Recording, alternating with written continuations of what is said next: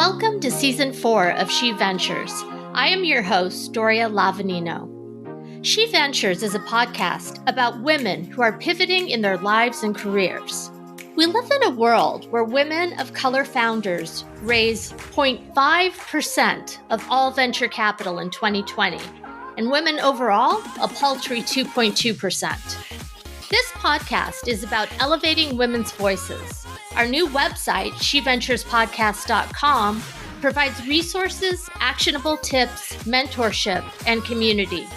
We do not subscribe to the idea that there is a dearth of fundable ideas from women. There is no pipeline problem. There may be a visibility problem, and that is what we are here to fix together. Let's talk about the reality of women, money, entrepreneurship, and work-life balance on this season of She Ventures. If you've ever wondered if you can successfully do a 360 in your career and reinvent yourself, you will want to listen in today. This guest's pivots are some of the most inspiring yet. From an international criminal attorney for the Department of Justice to a hairstylist and lash extension specialist, honing her craft for several years, to what she does today as an online business owner of North Authentic. We will give you the URL at the end, so you're going to have to listen to our wonderful conversation. It's an online conscious hair and skincare marketplace. Natalie Palomino, welcome to She Ventures. Thank you so much for having me. This is amazing. And what an intro. It's interesting to hear about yourself from someone else's perspective, but I was fascinated when I learned about your pivot from being a criminal lawyer at the Department of Justice to becoming a hairstylist. It's unique. I wanted to start just maybe a little bit further back and look at what made you decide to become a lawyer to begin with.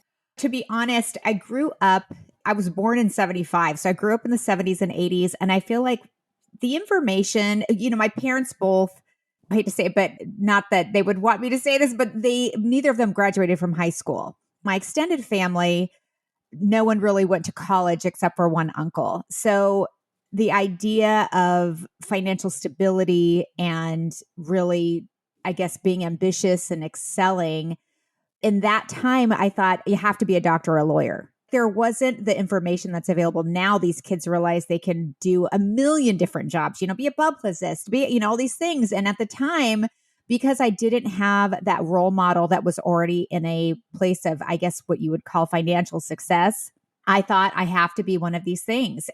As a kid, I thought I was going to go into finance. I already loved finance. My mom would give me her old checks and Sharpie out the account number, and I would make my siblings come and make deposits in my bank. So they made fun of me saying I was like the Alex P. Keaton, Family Ties. So I always was like, I want to work in a bank or I want to be a lawyer. Like that's just where I was as a small child. That's so interesting. I'm just laughing because it's good, at least at that age, that you realized you want the checks coming to you and not the other way around. Right? Yeah, no, I wasn't spending the checks at the store when they were playing store. They were coming to me and bringing me money. That was a very smart decision. So you worked at the Department of Justice for about 3 years between your clerkships, right, and being a criminal lawyer? Well, actually, I had been at the Department of Justice throughout law school in DC. And then when I graduated, I actually worked for the Department of Treasury. So I was an attorney advisor for the national security and terrorist financing and financial crime divisions. It was a very sexy area of law. I was going to say, when I read that, I was thinking about these Netflix shows, not to trivialize what goes on, because it's obviously very serious, but it makes good fodder for at least television. But is it real life like that? What was it like handling terrorist finance? Well, I started initially working for the UN in law school. I just worked every minute I could work. And that's just kind of who I am. I just have to stay busy. I don't know how to be bored. So every summer I worked for the United Nations Office on Drugs and Crime, first in Vienna and then in Cairo. every semester through law school, I was working at different offices within justice. We had to do deep dives into Hawala, different types of financing, like money laundering techniques that terrorist organizations were using to fund their activities.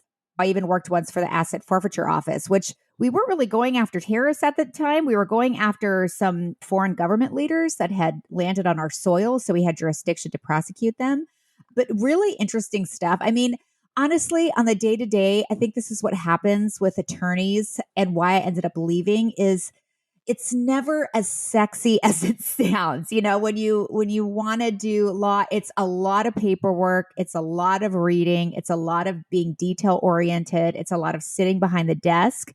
I mean, it is interesting the stories I've heard, because I started within human trafficking Oh my goodness. with the UN. Yeah. So I thought I was going to be this big corporate attorney, you know, because I was like financial stability. And then my first year at UCLA Law, I went to a speaking engagement on human trafficking. And this was back in 2003. It's not as, people weren't as aware of it as they are now. You know, now I feel like everybody is aware that this exists. But at the time, it was kind of a shock. Like, wait, this is happening? People are trafficking people into the US too, you know, so, and children. And it was insane to me. So I immediately went looking for organizations that worked, and there was only a few, like maybe 2 or 3 at the time. And a funny backstory, which I won't go over, but I hitched a ride in Indonesia in my early 20s with a UN attorney in Jakarta, and he told me all about his job. So after speaking with him, I kind of always had this soft spot in my heart about working for the UN.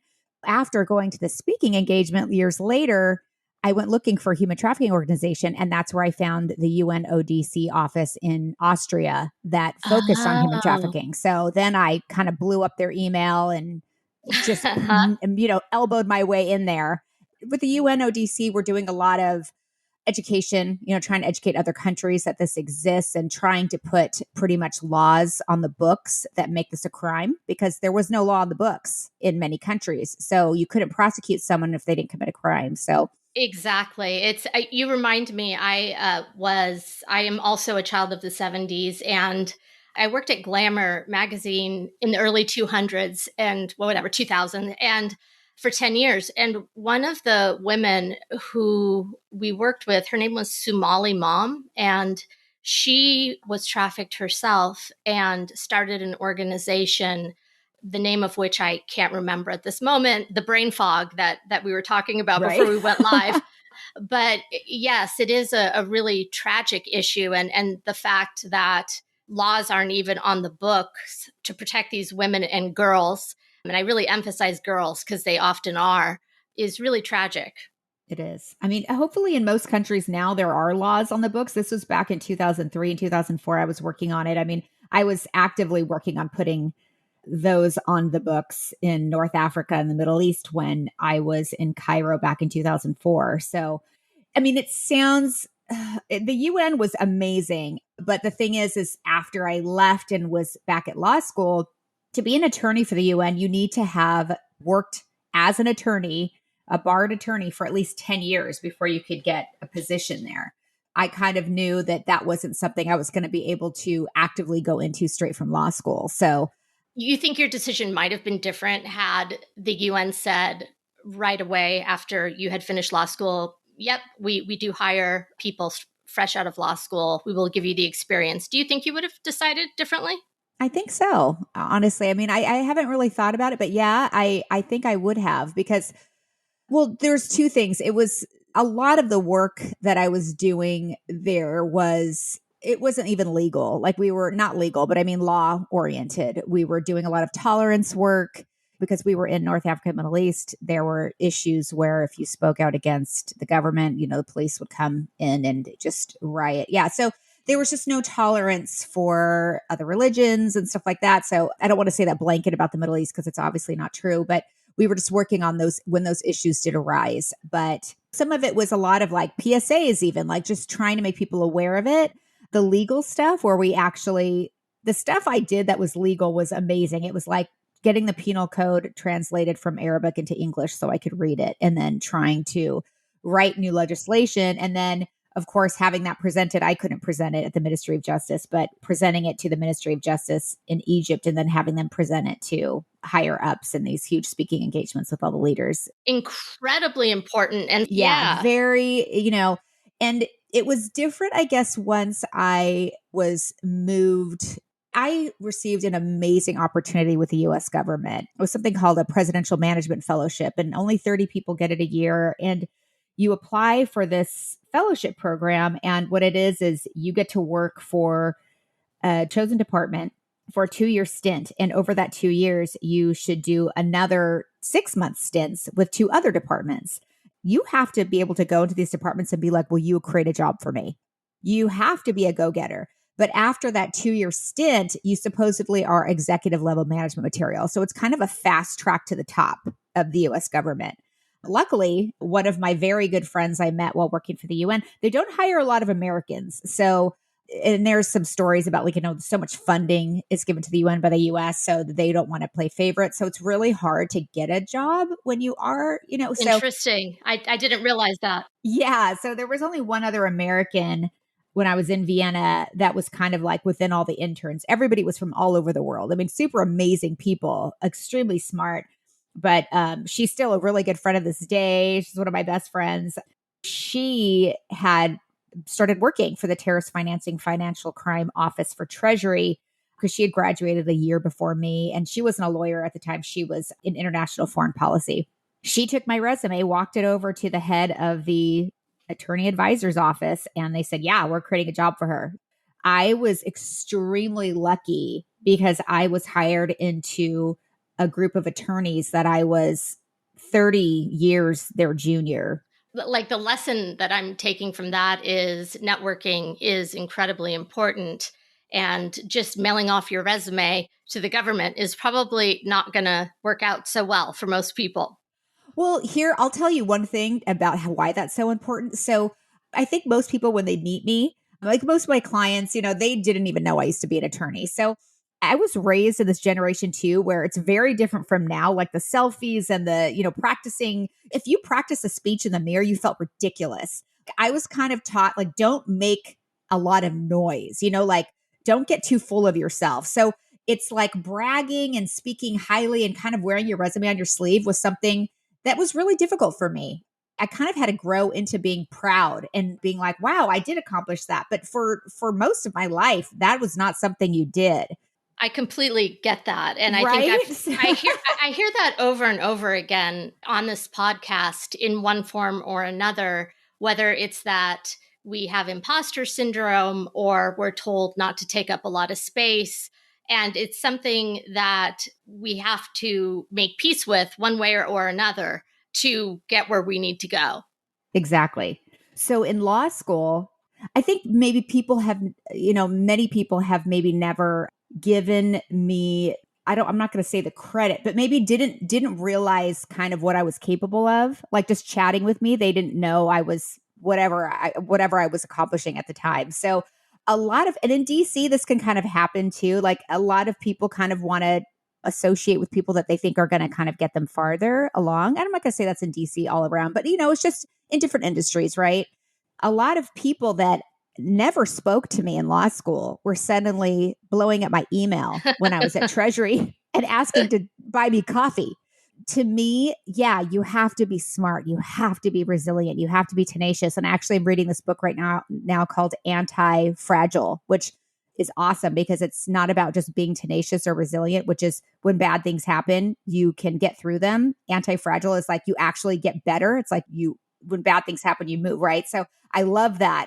I love that as well. That is a great message. Isn't it awesome? Yeah. So, but it is smart. It is being anti-fragile. It is being tenacious, but it is relationships. It is. And I think networking too, sometimes people just think, oh, I meet you. Hi, here's my card. That's not networking. Like networking is building foundational relationships and then being like, oh my gosh, I want to help her because I care about her. And she wants to help me because she cares about me. And we're going to all rise together and support each other. I get really excited when someone I know excels or I can do something to support them. Like it just makes my heart sing. And that's kind of, and I hate to say that it should be that all the time with networking, but it shouldn't be that emotional every time you're networking, but it is more than just quid pro quo all the time. Like it is about true relationships.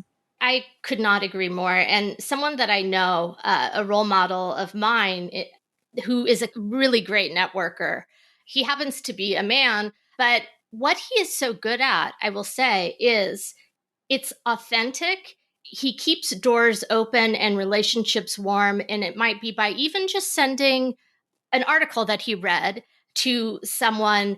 And it could be 3 years later that that relationship may or may not result in something. But that's kind of not the point. It's almost like you've got to have that belief in wanting to just interact with humankind to begin with, right? On kind of a philosophical level. But then if you nurture it, it can make such a big difference in your career. Oh my gosh. Yeah. 1,000%. People have always said I'm kind of the connector of people because especially now in the position I'm in, I know so many people as a hairstylist from so many different people with different walks of life. And sometimes I'm like, oh my gosh, I should just have a girls' brunch and just have all you powerful women meet each other. And they're like, yes, yes. So it's, and someone will be like, Natalie, I want to do this, or I'm looking for a real estate attorney, or I'm looking for, and I'm like, I know someone, I'll get it for you, so I like knowing a lot of people because then I can kind of connect people that I also know and trust and think this is a good person, so I also put a lot of thought behind my recommendations. I don't just recommend someone because I know them, right? I want to make sure I'm putting someone in good hands. Absolutely. I think that that's a key point that I didn't go over, and you're absolutely correct. I agree 100% on that. Let's move away from your role. I mean, you're always an attorney, but you made a fascinating pivot to become a hairstylist and lash extension expert. Can you tell listeners how that pivot came to be? I'll try to make it brief. It was a very interesting time in my life. I had been working at Treasury. I was working on doing my first stint trying at the SEC. It was different once I was in a government position. I started to get very disenchanted. I was working specifically within terrorist finance. It didn't tie to my emotional strings as much as like, say, human trafficking or corruption, anti-corruption did. But that was where the US government wanted me, because I had a lot of experience in the Middle East and I had studied in the Middle East as well at a school there. So I understood that my understanding of terrorist groups was what they wanted. So I had a friend of mine come to me who was also an attorney for justice, and she had gone to see someone who had left state and started his own business, just helping attorneys transition to new careers. Because the statistic is that 75% of attorneys are unhappy with their jobs. She brought me the paperwork that he had given her, and it says for you to read it. And then at the end, it says, if you identify with at least half of what you've just read, you should not be an attorney. And I remember looking up at her and just crying, just going, what am I going to do? I've gone through law school. I did my master's at the same time. I had this amazing job, I was the first to graduate from college, if not a master's and a JD in my family. So I took a good 8 months. I did not make a big jump. I realized, okay, I don't want to do this. What the heck do I want to do? So I'm someone who is a risk taker, but it's also necessary risks. I try to make educated decisions, and I try not to make decisions out of fear. So those are some of my rules in life. So I prepare as much as I can because I know I'm going to make mistakes, and I try to limit those. But I make those decisions pretty quick.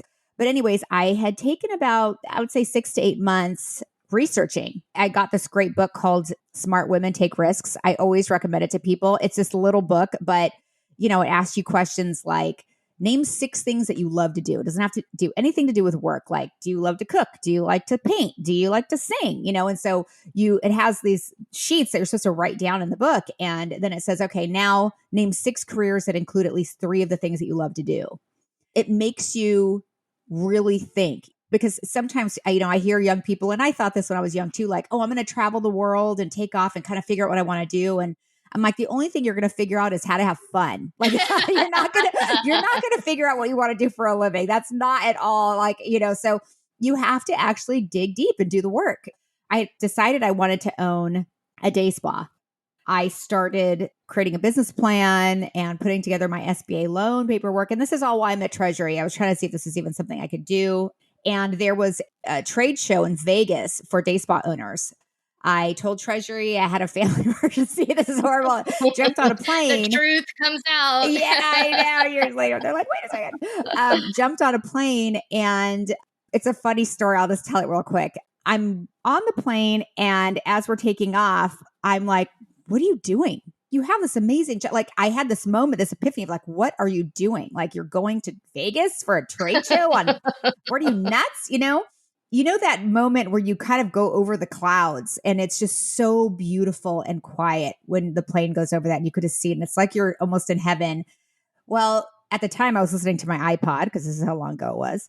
George Michael's You Gotta Have Faith came on at that very moment. And I've always had a soft spot now for George Michael because I'm like, it calmed me. I was like, oh my God, that's a sign. I'm doing the right thing. Yeah, I went to this trade show, met a ton of people. We were having lunch together, having fun. And I learned that, day spas are number 2 behind restaurants for failure because your water bill was like 10 or 15 grand a month. Oh, wow. Yeah. So somebody said, you should really have a hair component because hair has the best profit margin of anything in the beauty industry. And I was like, oh, okay. I'm like, so should I go to like cosmetology school? And everybody's like, no, Natalie, you don't have to do that.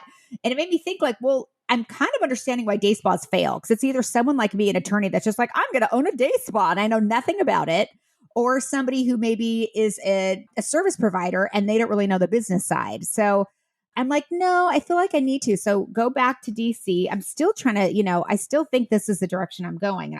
I have a great idea for it if anybody ever wants to open a day spa, but go and make an appointment at an Aveda cosmetology school that was in DC.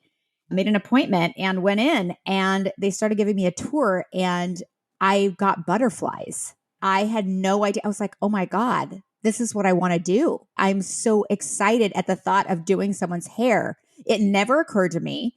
Throughout my youth, I would have friends want me to cut their hair. I would look at someone and be like, you should be a redhead. I'd love these makeover shows, but it never, because again, I was coming from a place where I was like a banker or finance or a lawyer, I didn't think you could make money doing hair. And at the time in the 90s and stuff, I don't think there were some a very small pool of people who actually saw a lot of financial success, obviously like Vidal Sassoon and people like that. But John Frieda. Yeah. I mean, today it is not difficult to make 6 figures doing hair. There's people driving $100,000 cars that are hairstylists. So it was me learning that if you love what you're doing and also have this tenacity and interest in really just growing and always progressing, because you can love what you do and kind of stay stagnant. But if you always want to get better, like always want to learn more, always want to see how you could just improve and be a better service provider, a better anyone to whoever you're serving, then you're going to make money. I decided, wow, this is what I want to do. So gave Treasury 30 days notice. I had always wanted to live in New York. At this point, I had lived in Australia and Austria and Egypt and UK. So I was like, you know what? If I'm going to uproot my entire life, I've always wanted to live in New York. So I'm going to do it in New York. So flew up to New York, or took the Chinatown bus. Actually, I didn't fly. I took the Chinatown bus from DC to New York, went and met a bunch of scary people from Craigslist to find an apartment. And yeah, that's a whole podcast of its own. Let me tell you. Yeah. It's so different now. Like, you don't really use it as much. But at the time, there was scary, but you weren't as aware how scary it was. But anyways, and then I went to Aveda in Soho. Yeah, the one on Spring Street, right? Exactly. Oh my God, very good. When you were saying that, I was thinking about the time I went because someone told me that you could get services because they're students, right? So you get great service, great massage, I think that's why I went. Maybe I got a facial. I can't remember, but it was a beautiful space at the time. I don't know. Does it still even exist? I'm not sure there. Oh yeah. It does? Okay. Yeah, definitely. And it's just it's a great brand, a calming environment. I really liked it there. So that's where you studied. That's where I studied. Yeah. Okay. Moved up to New York. and so you did that in New York, and then the salon, the brick and mortar, well, you worked for others or as an independent contractor, presumably, right? For a couple of years. So once I graduated, I worked for some salons, some upscale salons in New York. And I realized I love New York, but it just wasn't, I'm a California girl, so I feel was just you. like, yeah, I was like the sun and it's so expensive here in the weather. So I ended up deciding if I'm going to build my clientele, I don't want to build it and leave. So I moved back to California, to Southern California, where my family is as well. Yeah, started working as an assistant. And that's the thing too, is I feel like a lot of listeners need to know is I had been an attorney. I'd been married and divorced. I had owned a home. I was now an assistant. I was kind of pond scum. Just because you have seen success in other areas, like when you go to something new, the humility and just saying like, you know what? I know I'm the bottom of the totem pole and I'm going to have to just eat it for a bit. I'm going to have to do it, So I did whatever I was told. I was a really good assistant, because I had a great work ethic, but I also had no problem. I had no ego. And that's the thing I think that can make people kind of slow down too, is that you got to make that ego kind of quiet down and just say, I'm at the bottom. If I have to scrub floors and clean toilets, who cares that I am an attorney for the UN at some point in my life? I'm not now. So exactly. Yes. No, gosh, I really feel like this really speaks to me because you're right. I have pivoted careers and you do have to start at the bottom and you have to embrace it, because if you don't, the only person you're hurting is yourself. And it is ego. And just because you were really good at whatever it might be, doesn't mean that you're not, well, you will eventually hopefully be great at what you pivot to, but you do have to learn. You have to have that humility. Absolutely. So you had North Salon for several years until COVID hit. Yes, I grew very quickly once I was on my own behind the chair. 1% of stylists in the country really make money. And then, the majority are, kind of at the average income of about 28 to 30 grand a year. So I moved to a top 1% earner fairly quickly. And it's because I just had the work ethic. By 2017, I decided I wanted to own my own salon. So opened up North. By 2018, I started feeling really sick. Like I had body pains that kind of lasted 24/7. And I had always been very fit and active and worked out a lot. And so I couldn't really do anything. Like even hot yoga was extremely painful. And so went to see my doctor and she diagnosed me at the time with autoimmune disease and Hashimoto's. You're like, oh my gosh, like as you age, you're just like, I'm not invincible, so started doing research. And also I has tested for my toxin levels and my heavy metals, and they were both just through the roof. I started attacking this like I attack everything else, learning how can I turn this around? It's not a Z-Pack. It's 6 months, a year, years of changing your life and trying to reverse what your body's kind of doing, attacking itself. I decided I needed to detox my life. And the more I started to research, the more I started to see how many toxic chemicals were touching me every day. And not just in the salon. Of course, doing hair and touching foils and all that kind of jazz is definitely not good. But just even my skincare products, my hair care products, our dish detergent, our laundry detergent. So I just really I changed my diet, like no sugar, no gluten, no dairy. Like I was strict. I'm the kind of person where I'm like, if I have to eat nothing but carrots every day and jump up and down 100 times every morning to be healthy, I'll do it. Just tell me what to do, right? It's really hard, this unknowing of having these diseases, because you kind of know what to do, but you're like, I hope this works. So you just got to try everything, right? Throw spaghetti at the wall. So I wasn't getting better as quickly as I would like. Then COVID happened, and we all know that, especially businesses like restaurants, salons, everything closed down. And you were amongst millions of people who found yourself with a lot of time on your hands while feeling unwell. I read something that you wrote about this time, and you say that you had an infinite amount of time to do two things. And I just want to touch on the first one first. Research and apply for every grant and loan that you could find. I wondered if you could just talk to listeners about what you did there and what tips you have if you are looking to launch a business in terms of securing funding. Initially, when we closed down, I didn't panic because I'm like, the whole world is shut down. So I immediately called everyone, everyone I was going to have to pay, credit card companies, my lease, everything. And I said, hey, I'm shut down. I'm not going to be able to make my payment in 10 days when it's due. And everybody said, no problem. You'll get like a 3-month. Everybody was very good. So I was like, okay, I don't know why people are panicking, because I'm like, just call everybody and take care of it. I think people are sometimes afraid to be proactive like that. Yeah, 100%. So then I started looking, I just started looking everywhere. So within the beauty industry, there's something called the Pro Beauty Association. So they started sending emails about grants. I had just I talked to a lot of people. So another friend of mine owns a salon and she said, hey, I heard the SBA is giving out this emergency money, this EIDL loan. And I was like, okay, I'm on it. She's like, I'm not even going to apply for it. There's no way we're going to get it. We're little salons. And I'm like, I never say never. So I jumped in and just started applying for EIDL. Then I would start researching like California, Orange County grants, emergency grants, because I just started to hear there's a lot of grants happening. So I looked everywhere I could find them. And anything, I even looked at, there was a website, I think it was called like USA Grants. And you could look up, I'm like, I'm Hispanic, I'm a female, I was looking everywhere I could to get money so that I didn't lose my staff, lose my business. I applied for anything. And I have to say, I was extremely blessed because I received a lot of grants, a lot of loans. I mean, almost everything I applied for, I won't say everything, but. Can you give us an idea? Well, yeah, no, initially I got my SBA loan. And we had been doing really well at the salon. I said I was a top earner. So first I received the EIDL loan. I received another like $4,000 emergency loan. I received grants from the city of Newport Beach for owning a business there. I think that was $5,000. I received, the SBA had a cap you could apply. And I have to back up. I hate to say that COVID opened up doors for me, but this is what I mean about anti-fragile.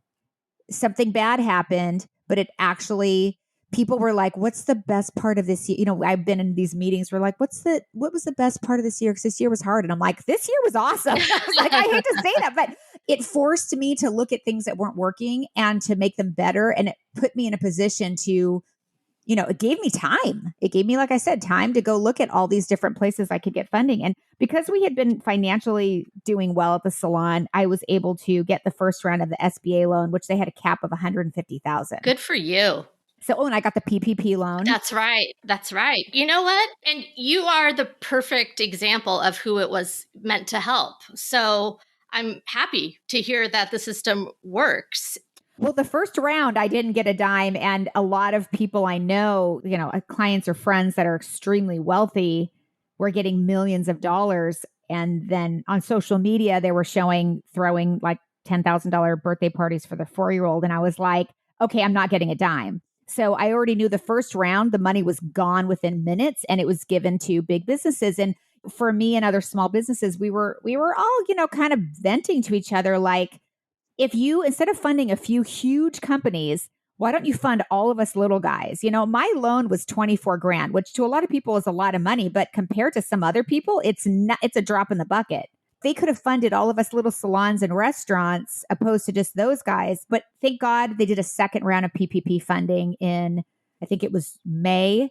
And I got that. So I was closed still. I wasn't allowed to reopen in the salon. And I had 6 weeks that I had to use this money. I'm like, okay, I need employees. And I also decided I can't physically touch people. That's my whole business. What am I supposed to do?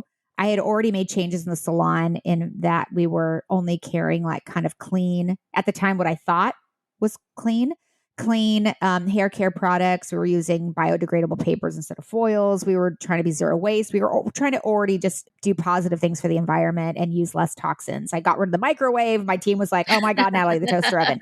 But I was like, we have to be healthy, so we had done all that, but I was like, okay, what can I do right now? Where are there holes in the market? I started thinking later. I'm like, I've always thought people who create these inventions, like they're able to figure out what is missing, where's the problem, and how can I solve it, right? And that's every business. I'm like, okay, where's the problem in my industry? I always wished growing up, like, God, I wish I knew about a problem and I was in an industry to know enough to create a business. That's like so awesome, So here I was in this unique position of being like, I have time.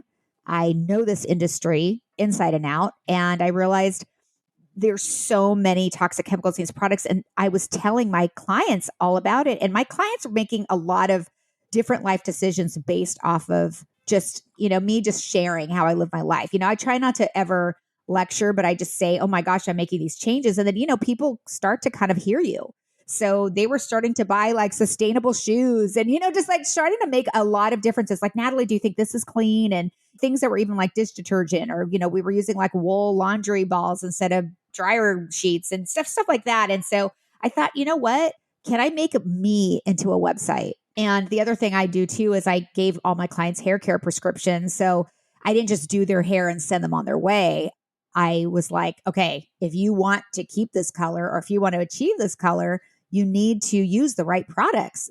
This is what you have to do. Here's your at-home regimen. It's just like skincare. People are like, I don't want to spend money on hair care, but then they know they have to have their mask, their exfoliating, their toner, their skin cream, their night cream, their eye cream, all this stuff for their skin. And it's like your hair is a lot like your skin. It ages. You got to make changes. So I would put them on these prescriptions and my clients were always like, new ones were like, I've never had any stylist talk to me about my hair products. Never had that happen. Well, unfortunately, the statistic is 3% of stylists talk to their clients about their hair care. Right. And when they do, just from my experience, if my colorist is listening, I don't think he does this to me. Or anyone who knows me won't do this to me because I hate being sold crap. It really it grates on me. But I see it a lot, right, in the beauty industry where recommendations are made because they get a percentage of it. And it may not necessarily be the best thing. And what you're saying is it was your integrity, it was your belief system that kind of propelled you to look for good products that you would use.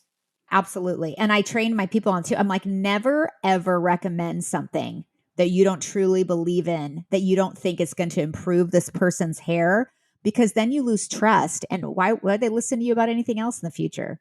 And this is a thing too about multiple things in my business. Like sometimes a client would come in and they'd be on the books for, hundreds of dollars of services. And I'd be like, you know what? You don't need this right now. Like all you need is like a toner and maybe a trim. Like we don't need to do all the highlights. Like let's just put you off till next time.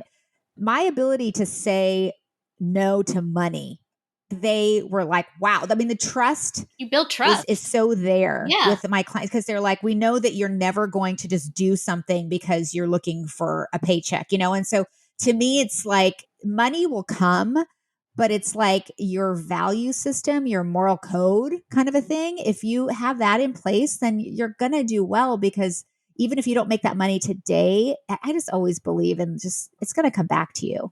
100%. I'm really aligned with you there. So I know a lot of listeners will be curious. You built this, what you had written is you had built a website, or not you yourself, but someone had done it for you, right? A year earlier, but it wasn't monetized. Oh, I've been learning how to code, ma'am. Right. I have me and two other people. We have built this site. I have learned things. I mean, from doing highlights a year and a half ago to now, I can build the emails. I write the copy. I take the photos. Like we do you got to do it. You just have to. And that's what I was going to ask is how, for people who might be at home today or might be thinking of switching careers and doing something online, because there is so much activity online, but there's also a lot of noise, right? There are a lot of people who are supposed marketing experts that tell you to do this, that, and the other thing.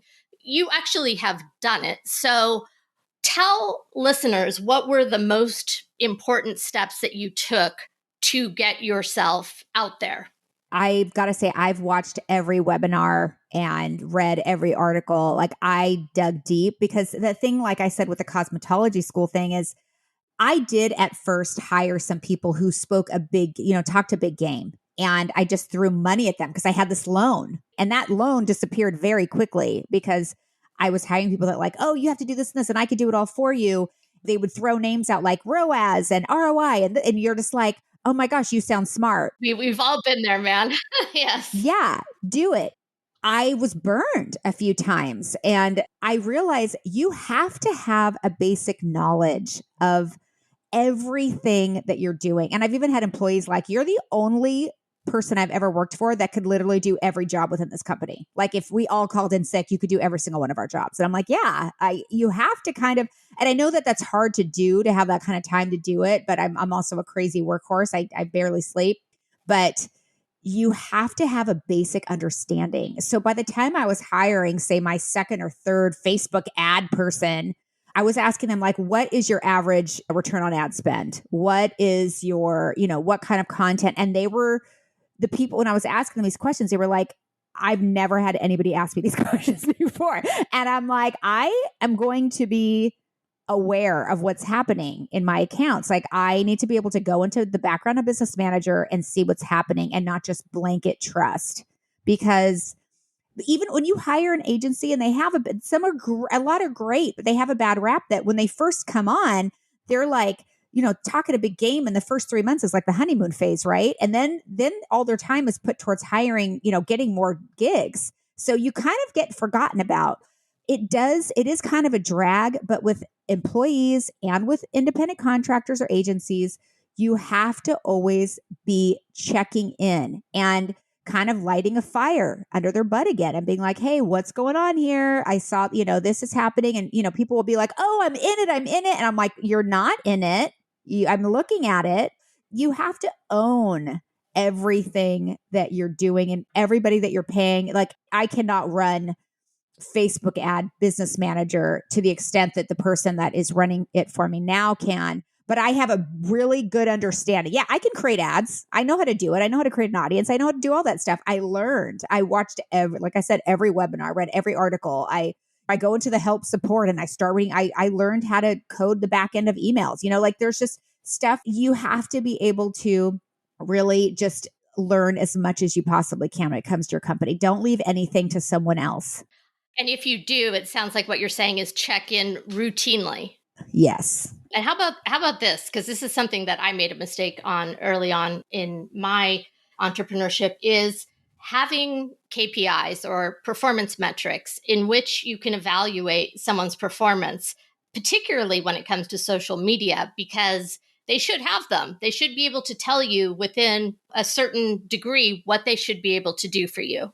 Oh, 100%. And I think even when I started, I was like, what's a KPI? Yeah, so then I had to research what's a KPI and then what's a typical KPI for a social media person? Like I literally looked up the Google search on mine is like, what should I pay this person? Like I've looked up every single thing because I'm like, unless I could talk to someone who knows about it. And unfortunately, with all the people I know, I don't know one person who owns an e-commerce business. So I really had to learn all this from scratch. I didn't have someone I could call and be like, oh my gosh, tell me all your learned lessons. Tell me where you made mistakes, where I can, kind of improve here while I'm getting started. So I really had to learn all this.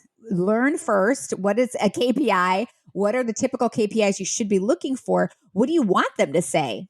If they say like, oh, here's my performance metric, but you don't even know what that performance metric means, then again, they're giving you information and you're like, I don't even, yeah, sure. That sounds good. Keep going. Right. So KPI for say a social media person is like, have our followers improved, our saves, our shares, not just followers, but are people engaging with the posts? Are you doing reels? How many reels are you doing a week? How many stories are you doing a week? Like there's KPIs sound scary, but when you actually start, it's called like a backlog. You actually start coming up with a list of real life things. Like I always say to people like, okay, you're giving me these numbers, but what does that look like? Talk to me like I'm 4. Tell me a day in a life. What does that look like? Like give me the actual like physical, like tangible activity and things that happen. So I understand this better. I love that. And I love that you can put yourself out, because I think people often are afraid to say, talk to me like I'm 4, because they don't want to sound like they're stupid, but full well you're not stupid. You just want to have it explained to you. Oh yeah. Humility. Like I said, I've had so many people, that have worked for me through the years when I was, a stylist, with assistants. It was so hard. And when people come and they're like, oh, I already know this. I'm like, you're cutting yourself off. If you know everything, then where do you have to go? How are you going to get any better if you already know everything? So the biggest thing to me is get that ego and just shut her down. Like just humility is key, and having no problem saying, I have no problem like, really underrepresenting myself and being like, I have no idea what you're saying. Please. I always say that to people. I always say, talk to me like I'm four. And like, I have no problem because I want them to talk to me like I'm four because I want to wrap my brain around it. And I don't care if I look smart or I don't care about being in a superior position. All I care about at the end of the day is how am I going to get it done? Yeah. What have you learned from it? Absolutely. So we're getting close to the end of our time. So I want to hit a few key questions. What was the easiest transition and what was the hardest to switching to an e-commerce model from brick and mortar? Let's see. The easiest transition, like the easiest actual thing that we had to do, you mean? Anything that comes to mind. I'm trying to think of an easy part. So I guess we had to physically close down our brick and mortar, and that was a struggle. I ended up moving. I didn't want to open up another salon, obviously, in the middle of COVID, and I didn't want to take on office space. So I moved into a large home and kind of operating it out of like a home workspace. The hardest thing, honestly, always with the business, I think, is staffing. They are the rose and the thorn of being a business owner. So if you find someone that's amazing, you're like, praise the Lord. I'm so happy. It's so hard to find good people. But the thorn is you will go through people and that emotional turmoil of, I'm a Cancer. So I always say I'm like this maternal marshmallow inside. I get attached to people. So when I first had to fire someone, oh my gosh, It's that was awful. like It's such so a hard. huge weekend of just, horrible.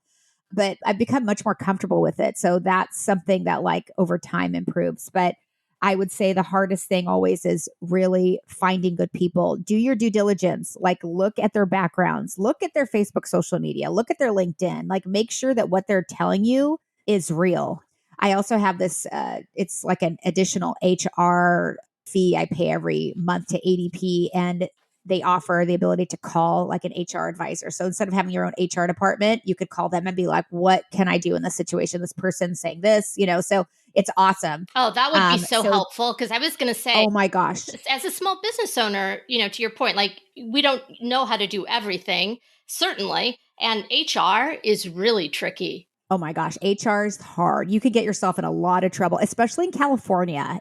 It's a hard state to have employees in.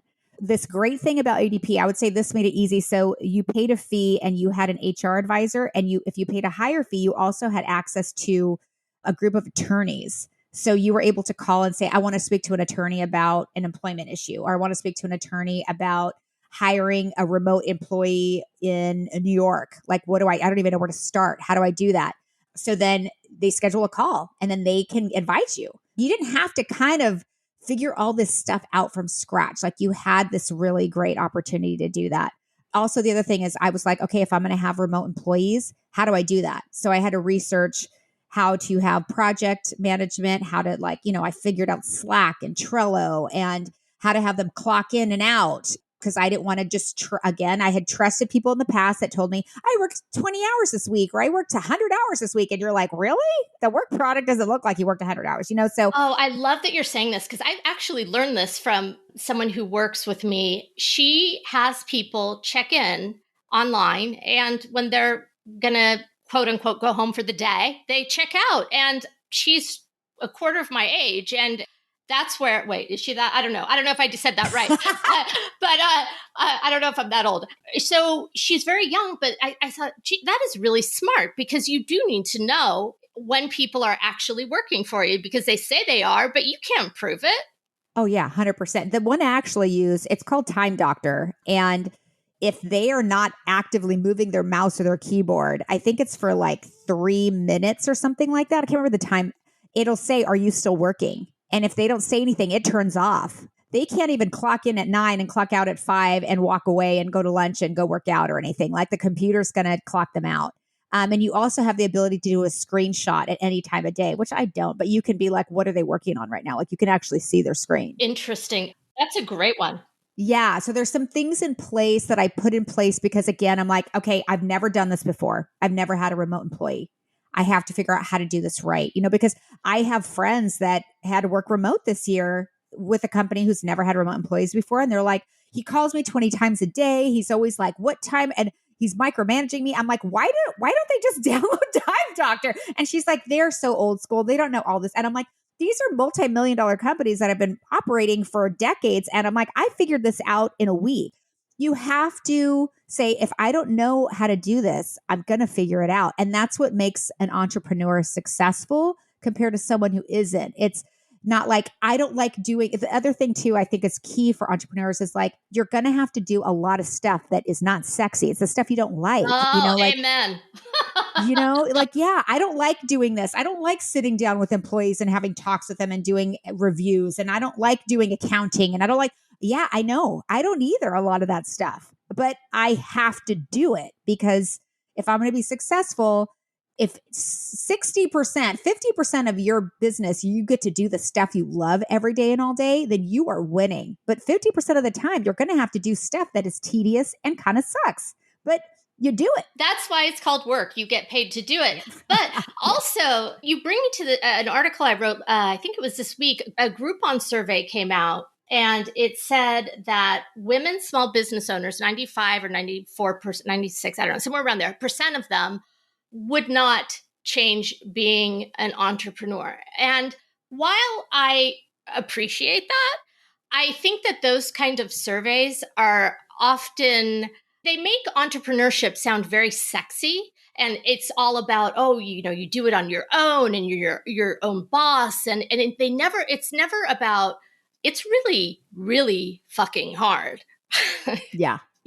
Really. It is not easy. Like I said, I don't sleep. I have a really hard time creating balance, but I do, I am now even this week, I'm like, okay, Natalie, get it back on track every morning. I'm going to meditate and do some sound. I bought a sound healing bowl. And then in the afternoon, I got to go for a walk or work out. Like I have to remind myself because it'll be like in 3 weeks, I haven't meditated or gone on a walk or left the house or saw the sun, like, cause I'm working in front of my computer all day. And I haven't seen anybody, it's also because of COVID, I'm also because I do have some health issues. So I'm trying to really stay indoors, but it's so hard. It's so much work. And I think I know somebody recently that's like, I want to start my own business. And then they're like, I bought all this stuff. And I'm like, well, yeah, that's the fun part. And then they were like, I don't like selling. And I'm like, wait, what? Like, if you are not willing, I'm uncomfortable going up to someone and saying this, or I'm uncomfortable. And I'm like, and me and my other friend that owned a business, we're like, when you become a business owner, you're like, I would never, I'll go up to somebody on the street and be like, hey, look at this. I think this will look great on you. Like there's nothing's off limits. You're like, I got to do anything in order to succeed because I need to survive. And I also need to pay my people. To me, it's like, I have suffered financially a lot in that I'm like, I'll be late on other things, but I got to pay my people first. I will never let my people not get paid. I see all these shows about like, they go in and help these failing businesses. And I'm always in shock that people haven't been paid in months. I'm like, how do these people even stay? So to me, it's always been like, I got to take care of my people. A lot of it is going to be, if you cannot get out of your comfort zone, first of all, you don't have a comfort zone when you're an entrepreneur. There's no comfort zone. Whatever your comfort zone looks like, it goes out the window. You have to be able to do anything it takes in order to succeed. And it is a lot of these things make it look like it's so easy and so fun. You're going to make a ton of money and all you have to do is this and this and that. No, you are literally going to work. You're going to try to get 27 hours out of every 24 hours. Like that's just how it is. You are exhausted and, there's no overnight success. That's what they show, but they don't show the 20 years of work that happened before that, right? We're really close to the end. You have so many great tips. No, I love it. I talk too much. No, you don't. I think this has been great service for our listeners. Where can they find out more about North Atlantic? Could you give us the URL and more about you? Yeah, North Authentic. I know everybody wants to say North Atlantic. I knew I was going to say that. Everybody wants to say it. It's okay. So yeah, the website is shopnorthauthentic.com. Our Instagram handle is Shop North Authentic. So you can find us everywhere using that. Our quiz is the biggest thing. It's like you're pretty much sitting in my chair and I'm telling you exactly what to use on your hair based off your hair type, your concerns, your goals, all that kind of jazz. I spent months building this quiz so that it would give the recommendations that I would give if you sat in my chair. Go in and take the quiz and, get some recommendations. We also have something called the Hair Crimes List. And this is all of the toxic ingredients that are in hair products that we'll never allow in North Authentic products. So we vet every single product that we carry to make sure it doesn't have any toxic ingredients in it. And then we order it, and I actually test it in the salon on my clients, on our team. Like, we all try it to see if like it actually delivers what it says it's going to deliver. So I have to stand behind everything that we sell. So anyways, that quiz gives you recommendations. And then the hair crimes list is a great resource. So even if, say, you're not ready to buy anything new at Shop North Authentic, you can check the back labels of your products up against our hair crimes list and see if what you're using is clean or not. Because there's a lot of greenwashing out there, which is these products say, this is natural and this is organic and this is green. And those words have start to become meaningless because it's just marketing. And when you actually read the label, it's full of junk. Absolutely. And so listeners should definitely check that out. And I want to thank you so much for coming on She Ventures. Oh my gosh. Thank you so much for having me. This was so fun. You've been listening to She Ventures. Like what you heard? You can find us wherever you get your podcasts. Be sure to subscribe and sign up for our newsletter so you never miss a show.